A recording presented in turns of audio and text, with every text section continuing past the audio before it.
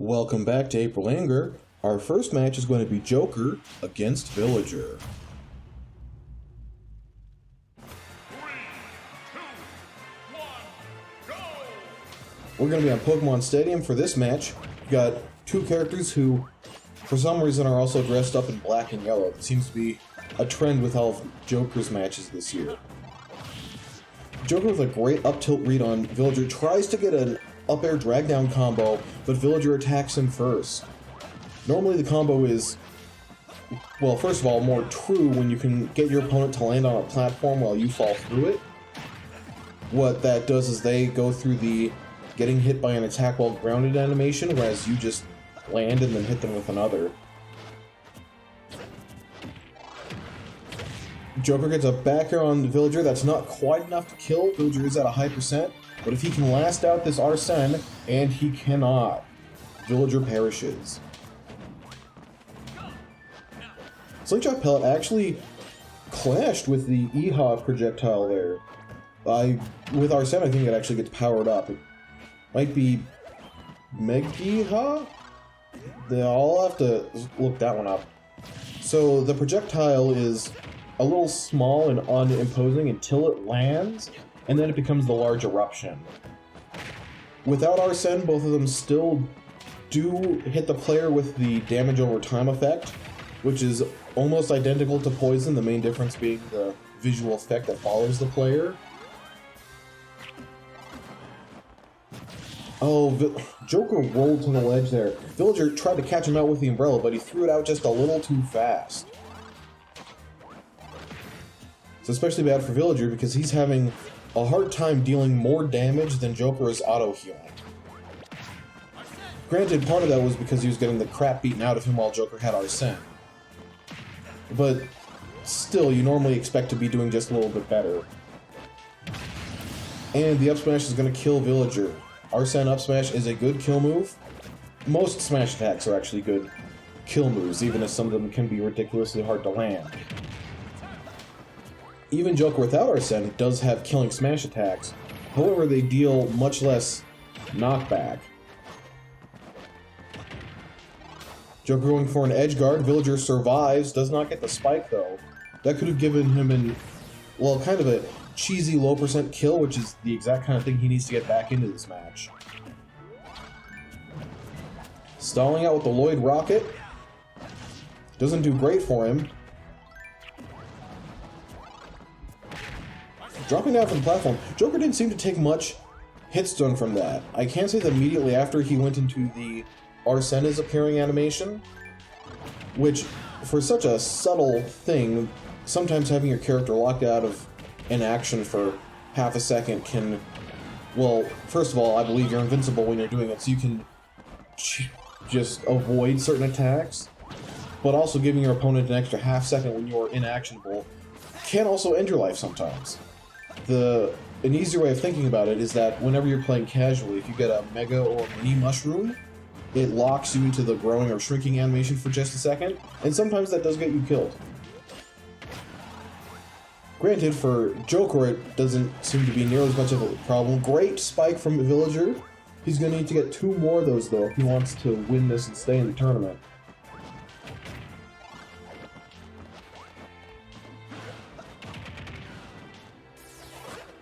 Villager having a hard time landing, finally finds his footing, and he gets set straight off the stage again.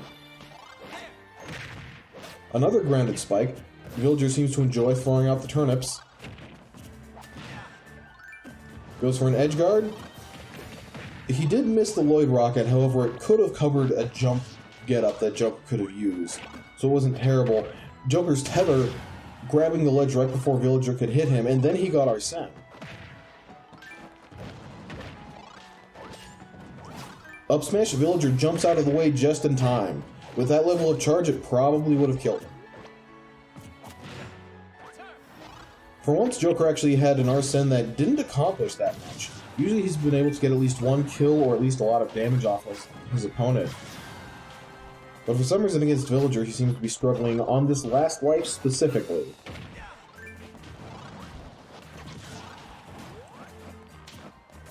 Rolling at the ledge, usually not a great idea. part of the defensive value of rolling is that it makes you invincible, but the other part is that it moves your position. So if you end up in the same position and your opponent uses a particularly long-lasting move, then you still get hit. Granted, at the positioning Villager was, he was more likely to throw out a slingshot pellet, but it still would have applied. And Joker's non-Arsene forward smash does seal the game.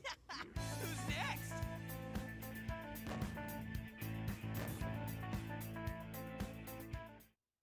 For our next match, we're going to have Chrom against Dr. Mario.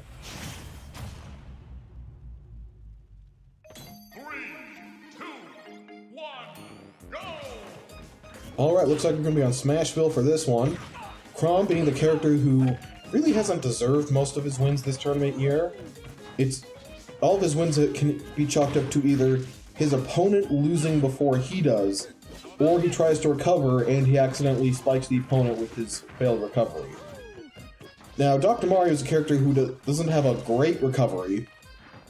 It's basically just enough for him to be functional. I would definitely call it below average, even though he does have a couple of choices.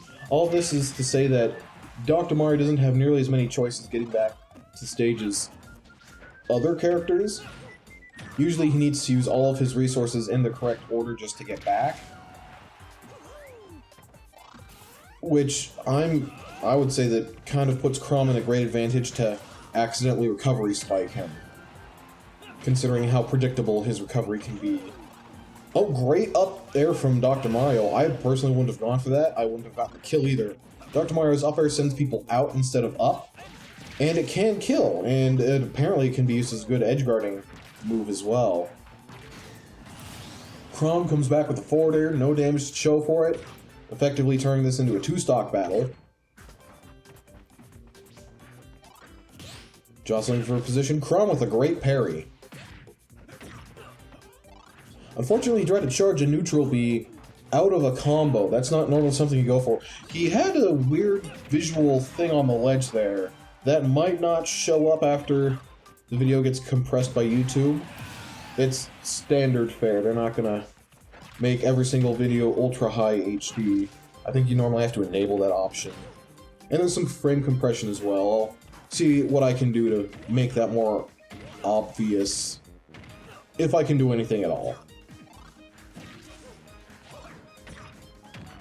Down tilt up B, it's a true combo from Dr. Mario. They actually had to buff that into the character. And it is an appreciated buff. Effectively, it gives his down tilt more damage, and Dr. Mario throws medicine at Chrom until he dies off the stage. I guess there are sometimes disadvantages to having a hard-to-use recovery, even if it wins you half the tournament. For our next match, we're going to have Captain Falcon against Kazuya.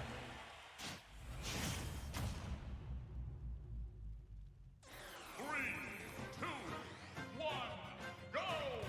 We're going to be on Kalos Pokemon Stadium for this one. Probably a little bit in Kazuya's favor, specifically because it's a wide open stage with not too many platforms, and Kazuya has a lot of grounded move options. I wouldn't be surprised if throughout this entire tournament, he's had a couple of moves that he still hasn't gotten to use yet. Especially because I have no idea how to train him to use all moves with appropriate frequency, simply because he has twice as many. One of the symptoms of that, though, is that a lot of the really great Kazuya players have found out that he only needs about 5 of them to get a zero to death combo, which as it turns out is incredibly strong. Kazuya's main weakness, aside from apparently getting down tilted from Captain Falcon, is that sometimes landing the first move can be a little difficult. It does put him in an interesting situation where he has a hard time landing the first move, but once he does, he can, especially at high level play, just kill you for it. Which does reward him just a little too much, I'd say. And honestly, what I think is all they'd have to do to change it, if they were to ever make patches for this game again, would be to make one of the moves just not link up into one of the other moves into the zero to death combo. For example, I know part of it he jumps and uses a neutral air to put the opponent back on the ground. If that were instead to make opponents bounce off the ground, kind of like the change they made to Luigi early on in development, That would probably also help to fix the Kazuya issue. Also, a lot of his moves hit really hard. I'm not saying that they shouldn't hit so hard, seeing as that some of them are hard to land. Right there you can actually see his jab combo. It's called the 10-hit combo, which coincidentally is a really easy 10-hit combo in training mode for anyone who still needs to get that achievement in-game. The opponent is very actionable throughout all of it, so it's really hard to hit all of the hits.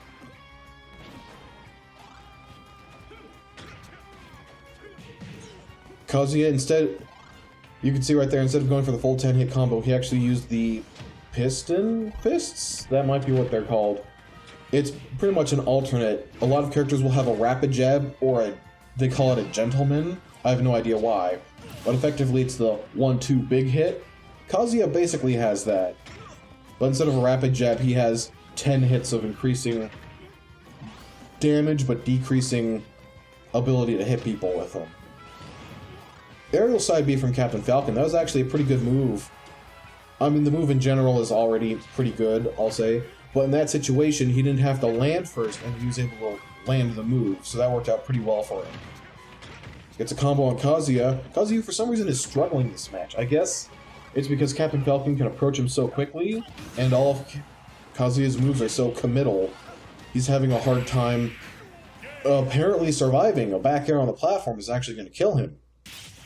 The king has fallen. Captain Falcon rises to the top.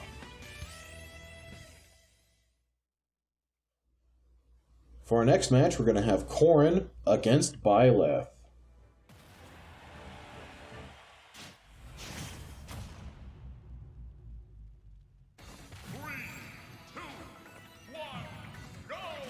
Looks like we're going to be on Final Destination for this one. We've got the two Fire Emblem characters who, when they were both introduced, had incredible range.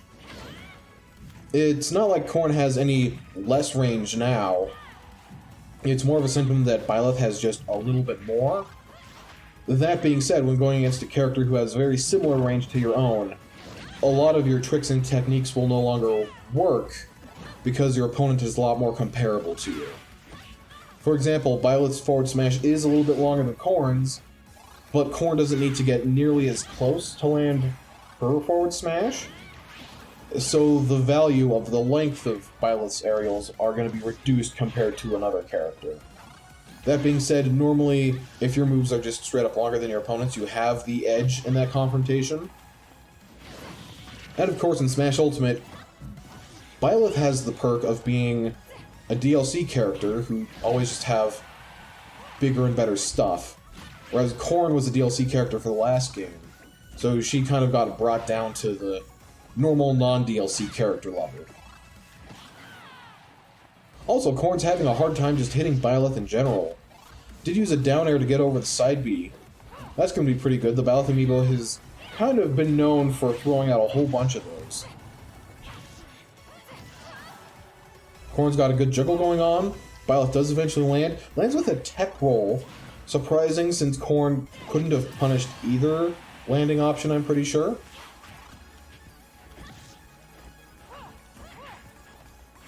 Jumping around, jostling for position, Byleth just keeps backing up and then using her longest spear moves, which I guess is working out pretty well so far in this match. She's now lapped Corrin in stock, percent, and by lapped I mean she lapped Corrin's percentage beyond hers, effectively putting her more than a stock ahead. It's a little harder to judge in Smash Brothers because characters kill at different percents, get killed at different percents, deal different amounts of damage per interaction, a whole bunch of things that go into it. But with all those factors, you can sort of just generalize it into the percentage lead, maybe with adding 15% for really heavy characters. Corrin gets sent out very far. Her recovery's actually able to just barely grab the ledge. Byleth gets the up B spike. Corrin actually bounced off the floor, so Byleth was able to combo into a kill with it. For anybody who doesn't know, Byleth's up special recovery, if you grab an opponent, it will bounce them up. However, if they're at a high enough percent, it will actually spike them instead. Which is a pretty dangerous combination to have, I gotta say. Side special sending Corrin out. Corrin's now at a dangerously high percent. A random smash attack from Byleth could actually kill her. Back air sending Byleth to the other end of the stage. If Corrin had actually reversed the back air, she probably could have killed Byleth off of that one. Byleth's tether recovery is incredibly long, which is pretty impressive because she's using a whip sword. Which, now that I think about it, I have no idea how the whip sword magically grabs the ledge. Good counter from Corrin. It's not killing Byleth. It has been nerfed a little bit ever since Smash 4. It's no longer insanely powerful, it's just, you know, good powerful.